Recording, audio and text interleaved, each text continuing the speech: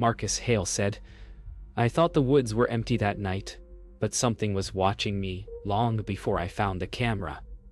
His voice trembled as he moved through the frost-bitten brush, guided only by the faint hum of wind circling the ravine.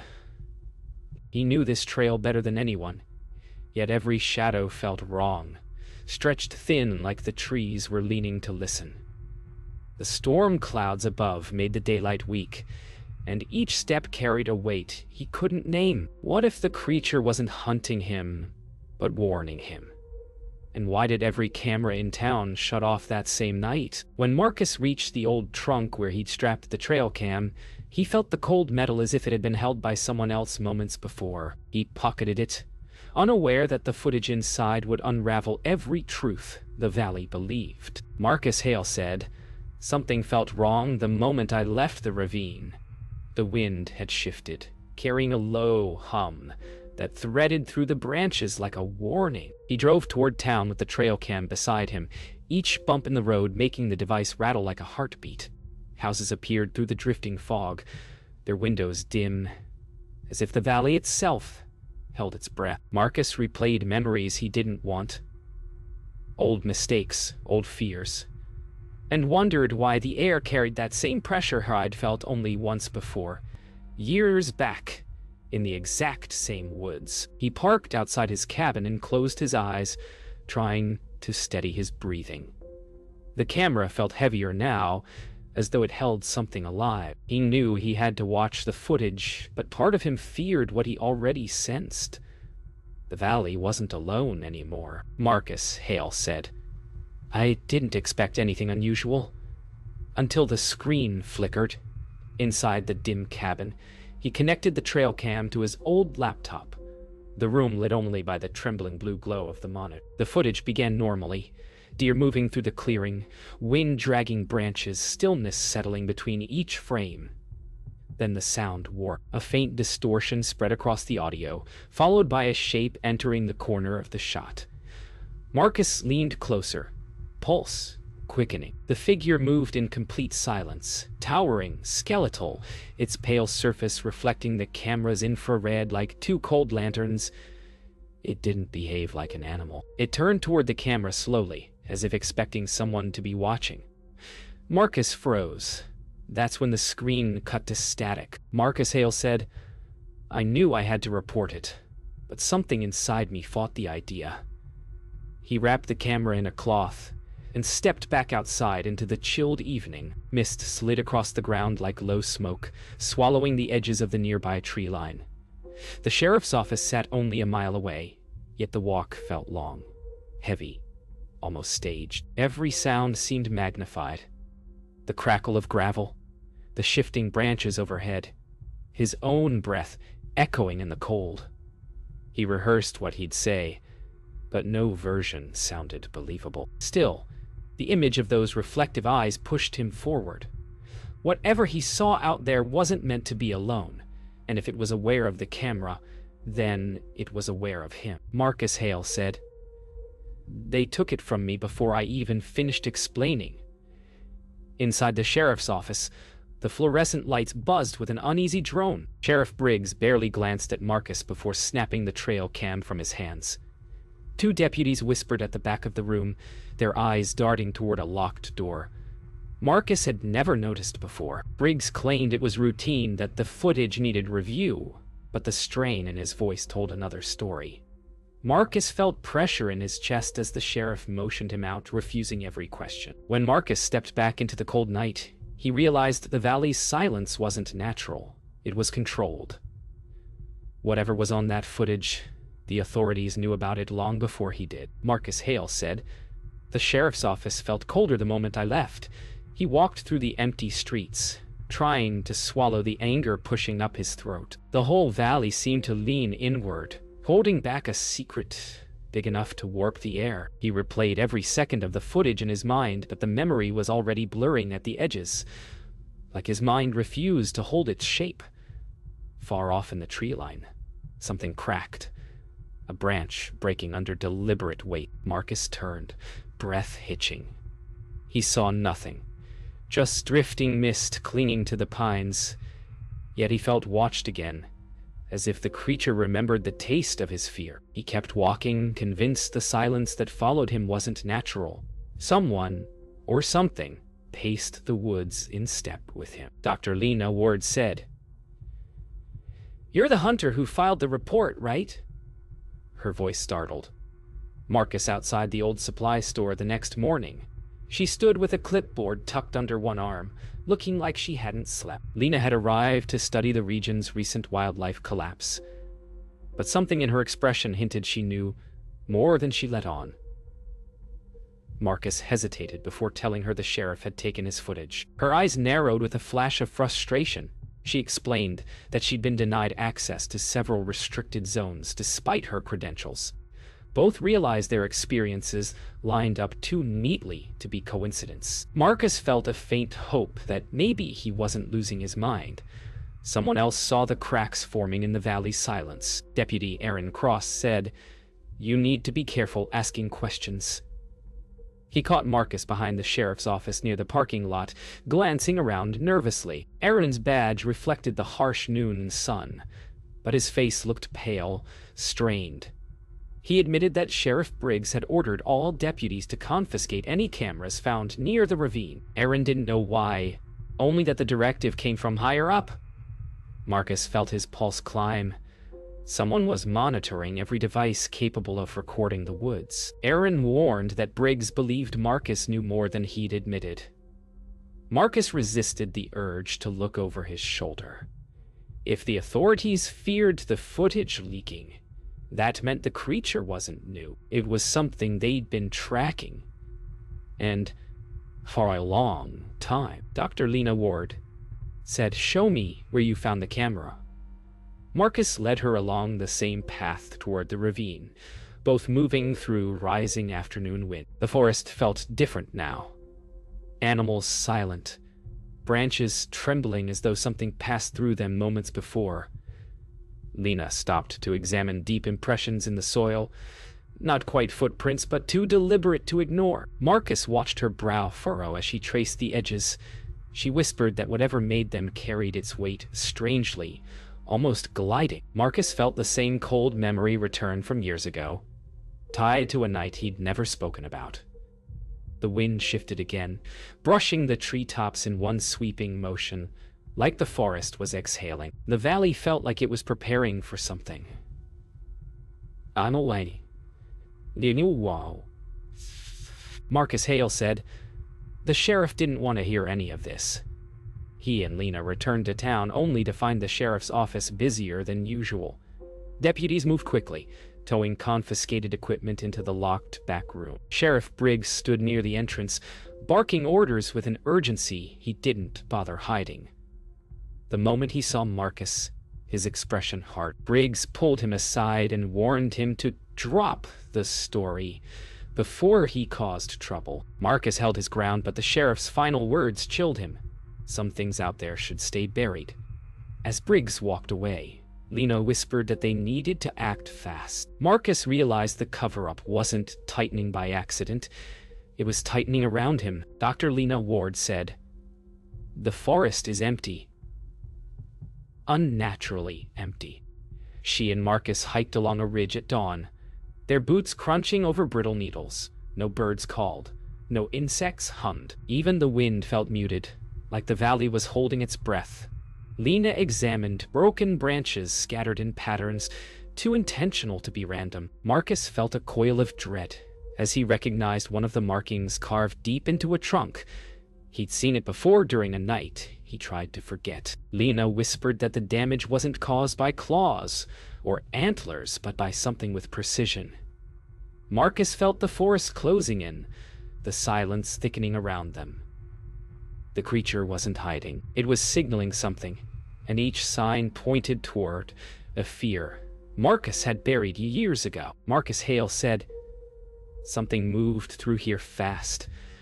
They followed a narrow game trail scattered with overturned soil and broken saplings. The deeper they ventured, the more Marcus noticed a strange pattern. Animals had fled downhill, crossing each other's paths, as if escaping a single point. Lena lifted a clump of fur snagged on a root. and her breath caught when she saw it had been sheared cleanly rather than torn. Marcus looked toward the darker stretch of trees, sensing the same presence he had felt near the ravine. A shaking low in the ground pulsed once beneath their feet. Lena whispered that whatever caused the wildlife collapse wasn't spreading outward. It was converging inward. Toward them, toward the ravine. Deputy Aaron Cross said, "The cameras didn't fail. They were shut down." He met Marcus and Lena behind an abandoned ranger shed, face pale, hands trembling around a folder he wasn't supposed to have. Inside were reports of unexplained power failures at every monitoring station in the valley.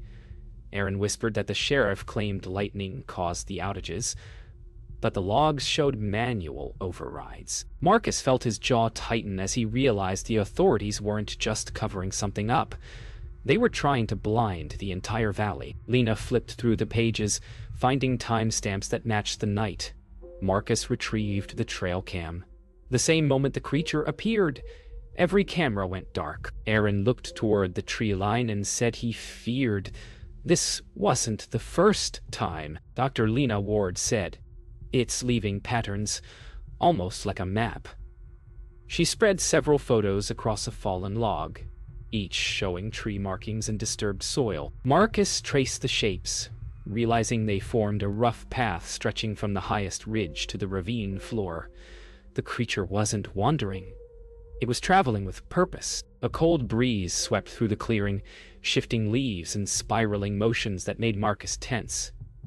Lena said the markings appeared to be guiding something or warning someone. Marcus felt the weight of memory again, recalling a night from years ago when he'd seen a pale figure moving with the same deliberate intention.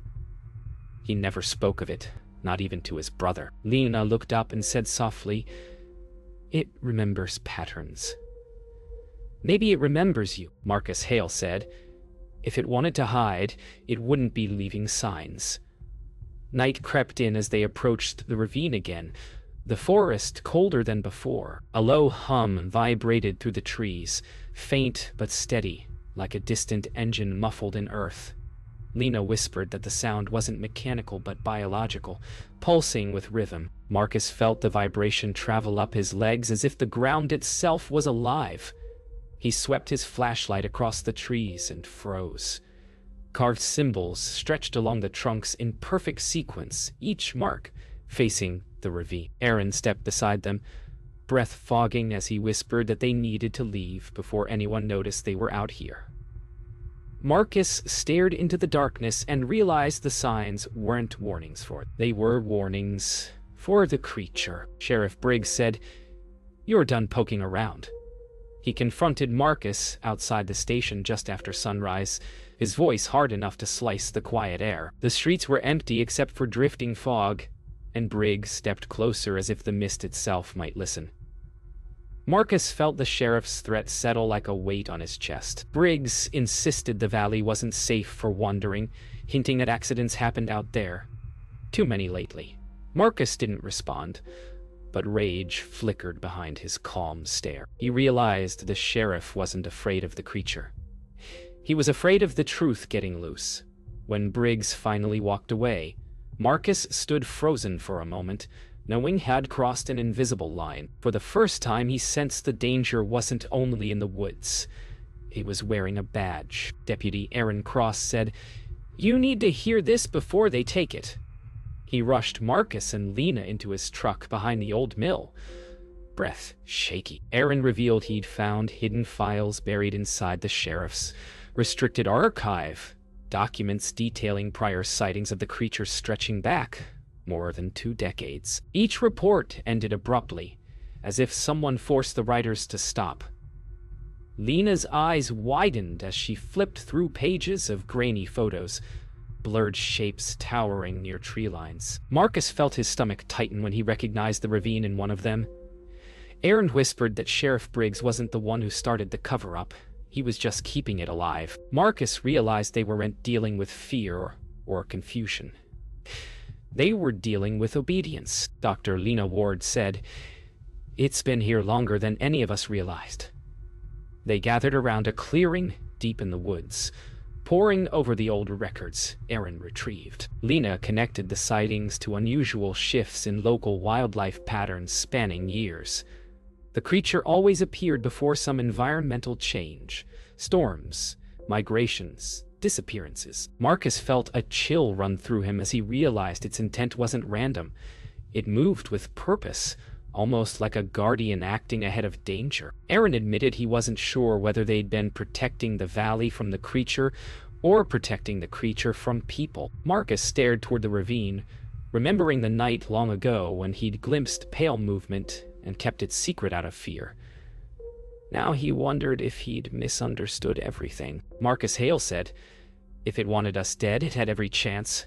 They reached an overlook above the ravine, as wind whipped through the pines, bending branches until they groaned. Marcus scanned the shadowed depths below, remembering the creature standing almost motionless in the trail cam footage. Lena argued that its reflective eyes didn't mean hostility. Many species used reflect to communicate or intimidate. Aaron, gripping his flashlight tightly, admitted he felt watched, but not hunted. A distant roar of wind echoed up the ravine, too steady to be natural. Marcus recognized the hum from before, only stronger. He wondered aloud whether the creature's true fear wasn't them, but whatever was pushing that vibration through the earth. Deputy Aaron Cross said, "We are out of time. Something's coming tonight." His voice cracked as he handed Marcus a final file pulled from the archives, one labeled with a date from Marcus's past. Marcus opened it slowly, breath trembling as he saw a blurred photo of himself from years ago near the ravine, taken without his knowledge. Behind him in the image stood the creature, half hidden but unmistakable. Lena whispered that the creature must have followed him long before the trail cam captured it. Marcus felt his world tilt as he realized the creature wasn't appearing randomly. It had been watching him for years, waiting for this moment. Aaron insisted they had to return to the ravine before the sheriff's team locked it down. Marcus nodded, knowing the truth was finally forcing itself into the open. Marcus Hale said, "We go now, or we lose the trail forever." Night pressed against the valley as he, Lena, and Aaron hiked toward the ravine, moving fast under the cover of wind. Branches thrashed overhead, bending like they were warning them back. Aaron kept checking behind them, convinced the sheriff's team was close. Lena studied the trembling ground, whispering that the low hum they'd heard before was growing stronger, like something massive shifting below the surface. Marcus felt a memory claw upward. Another night, years ago, when he'd wandered too close and seen pale movement through the trees. He hadn't understood it then, but now the pieces were falling into place. The creature wasn't just returning. It was guarding something buried deep within the ravine, something the authorities didn't want discovered. The path narrowed, and Marcus stepped forward first, knowing this time there was no turning back. Dr. Lena Ward said, "This wasn't made by nature." They reached a steep descent, lined with strange patterns carved into the rock. Each mark appeared identical to the symbols found on the trees, but here they formed a long spiral leading downward. Lena traced one with her fingers, feeling a faint vibration pulsing beneath the stone. Aaron urged them to keep moving before the sheriff's men caught up, but Marcus remained still for a moment, struck by a heavy realization. These markings weren't warnings. They were boundaries. The creature had been carving the valley into sections, trying to keep something contained. Lena whispered that if the patterns were meant to hold back whatever lived deeper below, then descending into the ravine meant crossing the last line the creature wanted unbroken. Deputy Aaron Cross said, "This place was sealed off for a reason." They reached the ravine floor, where abandoned search gear lay half-buried under leaves. Old lanterns, torn fabric, rusted metal stakes. Lena examined a collapsed tent and whispered that none of this matched any recent rescue operations. Marcus recognized the style of the gear and felt a cold shiver. This equipment was decades old. Aaron found a weathered journal stuffed into a cracked container. Its pages were smeared with dirt and warnings written in rushed handwriting. Marcus flipped through until he reached a section describing tall, silent figures moving through the trees at night. The last entry ended mid-sentence, the line torn clean. Aaron swallowed hard. Someone had been down here long before them, and they never made it out. Why? Dr. Lena Ward said, "Look at this. It's a trap, but not for us." She pointed to metal frames hidden beneath debris, large, heavy structures designed to collapse inward. Marcus realized they weren't built to catch hikers or animals. They were designed to contain the creature itself. Aaron stepped back, shaken, whispering that the sheriff's department could never have built these alone. Lena noticed deep grooves around the frames as though something massive had pushed against them. Marcus felt the ground vibrate again, stronger this time, stirring dust around their feet. The creature hadn't been attacking the valley. It had been escaping whatever the authorities had tried to imprison it with. Marcus tightened his grip on his flashlight and said they needed to keep moving before the truth buried here came alive again. Marcus Hale said, "This is where it happened. All of it." They reached the deepest point of the ravine, a hollowed pit surrounded by uprooted trees and scars carved deep into the earth. Marcus recognized the terrain from his old memory, the one he'd pushed down for years.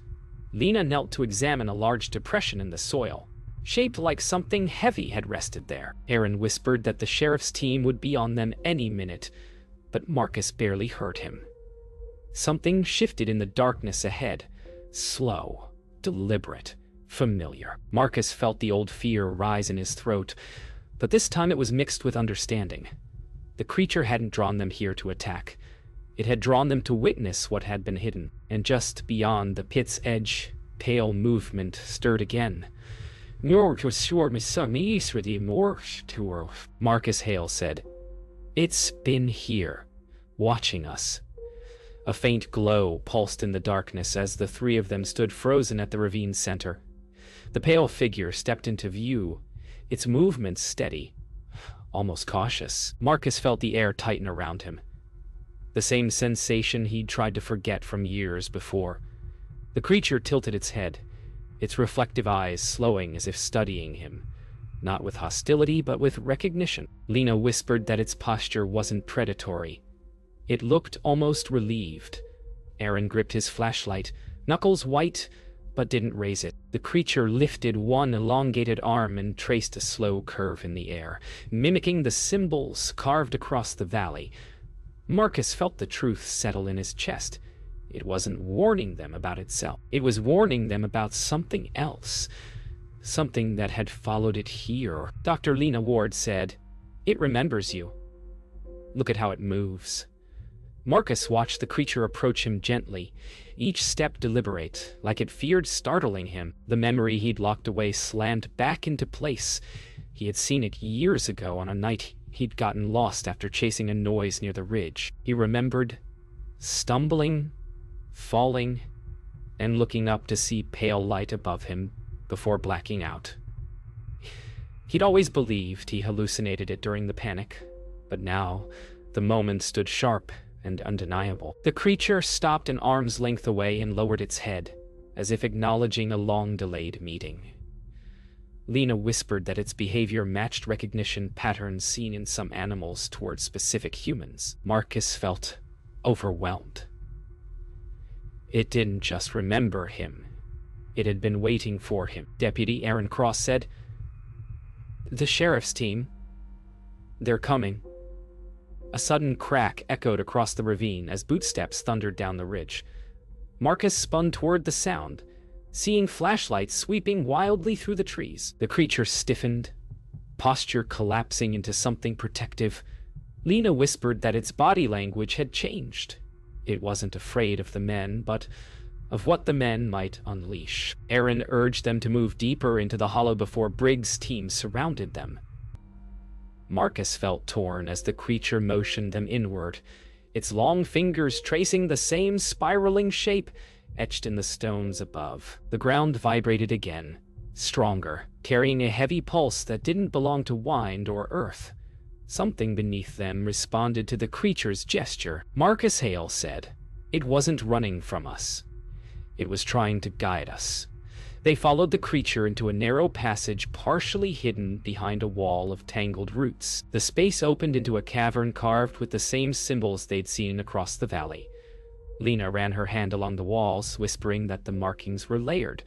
Some old, some carved, recently. Aaron stumbled back when the hum in the earth surged, vibrating through the stone like a heartbeat. The creature stood at the cavern's center, placing its palm against a deep spiral carved into the floor. Marcus stepped closer, sensing a story etched in every line. The creature wasn't warning them of its own threat.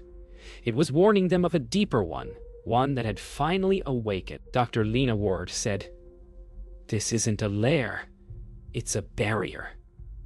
She knelt beside the spiral, noticing fractures branching outward like veins in cracked stone. Marcus felt the ground shudder beneath his boots, each tremor sharper than the last.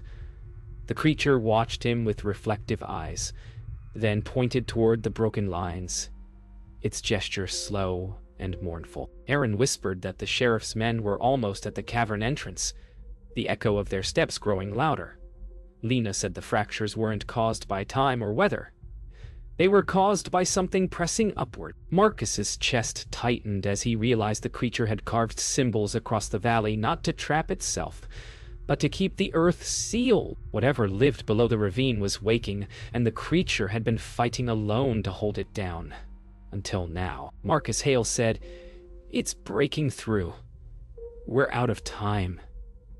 The cavern trembled violently, dust raining from the ceiling as the fractures in the floor widened with a deep, rolling groan. The creature stepped back, positioning itself between the spiraled pit and the three humans, its posture rigid with urgency. Lena clutched her samples tight, whispering that the pressure beneath them felt like a living pulse forcing its way upward. Aaron shouted that he could hear men entering the ravine, their radios crackling through the echoing chamber. Marcus felt his heartbeat align with the rhythmic thrum shaking the ground, a relentless warning rising from beneath. He realized the creature hadn't led them here to scare them. It brought them because it couldn't hold the barrier alone anymore. Something below had reached its limit. Deputy Aaron Cross said, "Briggs is coming and shooting. We need a plan." His voice shook as flashlight beams cut through the cavern entrance, the sheriff's team shouting orders. Lena yelled that they couldn't let the officers fire on the creature. Not now, not with the barrier failing. Marcus grabbed Aaron's arm and said they had one chance. Expose the truth before Briggs could silence them. He pulled out his phone, praying the cavern's depth wouldn't block the signal, and hit record. The creature lowered itself beside the fractured spiral, pressing its palm gently into the center. The cavern responded with a booming pulse that made every rock vibrate. Marcus whispered that if the world didn't see this moment, everything buried below would rise unchecked. They stepped in front of the creature as Briggs stormed in. Sheriff Briggs said, "Shut that camera off, now." His voice thundered through the cavern as he and his deputies rushed forward. Marcus refused, stepping back toward the creature, shielding the fragile spiral beneath them. Lena shouted that the sheriff had known about the barrier for years, accusing him of hiding the truth even as the valley crumbled. Briggs hesitated, eyes flicking nervously to the glowing cracks. Aaron stepped between Briggs and Marcus, raising his hands and declaring he wouldn't follow another order meant to bury the past. The creature lifted its head, watching the humans argue, as another deep tremor surged upward. Marcus realized the creature wasn't afraid of Briggs.